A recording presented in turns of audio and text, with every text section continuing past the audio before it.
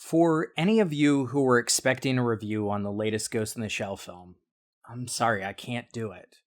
At least not this week. You see, I've boycotted the film, and if you'll hear me out, I'll give you some reasons why. Perhaps the most important aspect to boycott this film is the casting. At this point, I'm sure you've probably heard it many times, but whitewashing is a serious problem in Hollywood. I get it. Hollywood wants to sell movies with bankable stars, and currently there are no well-known bankable Asian stars. The closest we have is Rinko Kikuchi from Pacific Rim, who is hardly a household name. I could see an argument made against first-generation Asian stars because the English language is so different from their native tongue, and it's often a struggle for them having a limited understanding of the language, and that could have a negative byproduct and sound stereotypical. I'd like some more coffee. What? I don't understand. Which, to those less familiar with ESL, might view as racist. I had a boss from Vietnam for 2 years, and I can assure you, Jonathan Ke Quan from Indiana Jones and the Goonies was not playing up his accent. At the time, he spoke 5 languages. So being a bit rough on one isn't really that egregious. Whitewashing is a problem that has been with America since the very beginning. Asian actors have almost always been thrown to the sidelines for a white person in yellowface, or just replaced completely. There are rare occasions, but you don't see it as much. Sure, in the grand scheme of things, Asians make up the smallest ethnic minority in the United States, and even smaller when you exclude East Asians. But when you have a story with a character of a certain race that is specifically non-white, why change it? Well, when the majority of Hollywood films feature predominantly white actors, it seems extra shitty when you actually have to change things to accommodate an actor. So, why the big fuss about Ghost in the Shell?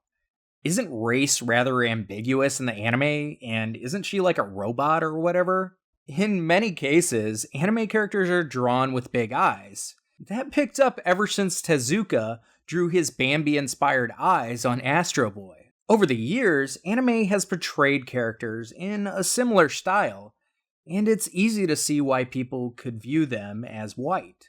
And there are several cases where anime characters are actually supposed to be white, like Full Metal Alchemist and Attack on Titan. In a way, it's great. It makes cosplay less awkward and draws in a larger crowd of people who could look similar to the characters. Because of this, it's easy to see why Hollywood executives would just want to Americanize the roles. But that's not exactly what they did. Ghost in the Shell still takes place in Tokyo. At least, I think it's Tokyo. From what I've heard, the movie doesn't really make it explicit, so it could be Hong Kong, it could be San Francisco, or LA, Blade Runner inspired. I don't know, the movie doesn't make it clear. One thing that I will compliment the film on is the fact that their side characters are a rather mixed cast. But the main characters are still white, including the Major, who was originally named Major Kusanagi. But they simply decided to make her title her name to avoid controversy. Sadly, this isn't anything new, which is part of the problem. One of the first live-action anime blunders was Dragon Ball Evolution, a title which everyone expected to be based on the hit series Dragon Ball Z. But they decided to adapt the original series Dragon Ball instead. It probably would have sucked either way. There was also the M. Night Shyamalan disaster The Last Airbender, which, unlike most other cases, hired no A-listers, so the whitewashing was absolutely pointless. But the movie sucks, so maybe that's a good thing. There haven't been many live-action anime adaptations so far. I think Mark Hamill's Guyver was the first, and then there was one based on the production IG Blood the Last Vampire, which actually had a Korean actress playing a Japanese woman, which is a lot less egregious than having a white person. but there's still issues with that. Over the next couple of years, it seems that we're going to be getting a lot. A couple days ago, Netflix released a trailer for the live-action adaptation of Death Note, and Robert Rodriguez is working on Battle Angel Alita. Now, adapting the property and changing the racial dynamic is not always bad. For example, Edge of Tomorrow, aka Live Die Repeat, was an adaptation of the manga All You Need Is Kill, and Oldboy changes the Japanese manga story to take place in South Korea. Now, I will say Japan is an incredibly segregated country, and given that the United States is more ethnically diverse than a lot of countries, especially in cities like LA, New York, and Chicago, I think it's important for there to be an ethnic blend of characters in film. I think it's important to note that Edge of Tomorrow and Oldboy changed their stories and settings significantly to make them unique experiences, and were more inspired by the source material than being direct adaptations. As for Ghost in the Shell, it still maintains the Hong Kong Japanese-infused cyberpunk style, but dumbs down the animated original's existentialism for a revenge plot. Due to the fact that our culture is a melting pot, our sense of personal identity often gets muddled, and an existential plot exploring the concept of identity in a multicultural environment would be very interesting. But that's something you would have to commit to. This film doesn't look like it wants to commit to anything. Now, for a lot of people, the desire to see the movie is summed down to thinking Scarlett Johansson is hot. I get it. And this is just an excuse to ogle at her for 2 hours. These people don't really care about the franchise, or its representation. This shouldn't be your target audience. As for the production design, it's frustratingly gorgeous.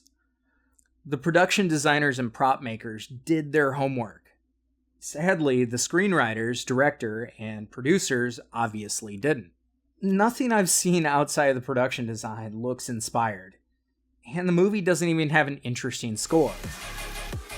This movie simply looks like your run-of-the-mill January release, only this time it's an early summer blockbuster. I'm expecting to find this film in the bargain bin at Walmart in less than 2 years. Also, director Rupert Sanders essentially admitted to this being a dumbed-down take of the '95 film in an interview with Collider. It's hard, he said, because I don't think you could have taken the 1995 film and just remade it frame by frame.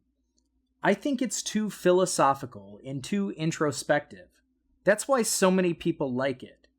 And I hope we've channeled that into the film, but hopefully built a bigger film around it, so that people are excited in the cinema, but come out enriched in some way. I think so many times I come out of the cinema and I just feel like I've been battered over the head and my money has been taken. I haven't actually left with anything other than a few bits of popcorn stuck to my trousers. And I hope that there's something in here that a lot of work has gone into it. I've been in this for 3 years, and it's been a wonderful and exciting journey. But I really hope people love it and get something from it. Well, my assumption is that while there will be hints of existentialism, the overall narrative will be much more streamlined. Look, if you can't take the risk with the actor, at least take a risk with the story. After all, most of its influence comes from Blade Runner, and that movie is far from your typical audience fare. Maybe you should have waited until Blade Runner 2049 came out, and then tried to ride on its coattails, with a newfound appreciation for cyberpunk in cinema. As for the casting, many people will argue that, the Japanese people are fine with it, which for the most part is actually true. That's partly because they don't see a lack of representation in their country, because 98% of their media is Japanese, so seeing a white face attached to one of their properties isn't too weird for them, especially coming out of the United States. Both the original manga publisher and the director of the 1995 film have spoken out defending the choice to use Scarlett Johansson.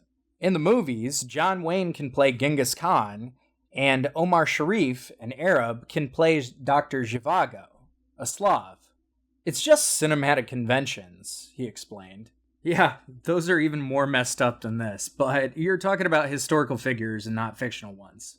But I mean, we can't even get a biblical movie with anyone Middle Eastern, so this is a continuing problem in Hollywood. Yeah, I'm looking at you, Mary Magdalene, starring Rooney Mara and Joaquin Phoenix, but that'll have to wait for another video. He went on to continue. If that's not allowed, then Darth Vader probably shouldn't speak English either. I believe having Scarlett play Motoko was the best possible casting for this movie. I can only sense a political motive from people opposing it. I believe artistic expression must be free from politics. Okay, first of all, Darth Vader was originally going to be played by acclaimed Japanese actor Toshiro Mifune. But if that had happened, the entire trilogy would have been different. Also, what are you going to do? Make the major bad guys speak in an alien language so that the most pivotal moments in the entire saga lose their emotional weight because the actor is speaking in a different language behind a mask? That's dumb. Is this political? Yes. But it's to illustrate that Hollywood is forcing changes to the cast to appeal to the lowest common denominator.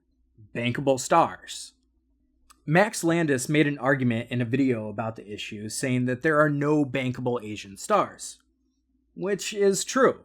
But this is mostly because when a property like this pops up, they simply go, oh, who's a major star right now? Let's throw money at them, regardless of if they're actually right for the part. Have you noticed that audiences are starting to speak up about this? Have you noticed that this could hurt your box office? And no, this is not the Iron Fist complaint.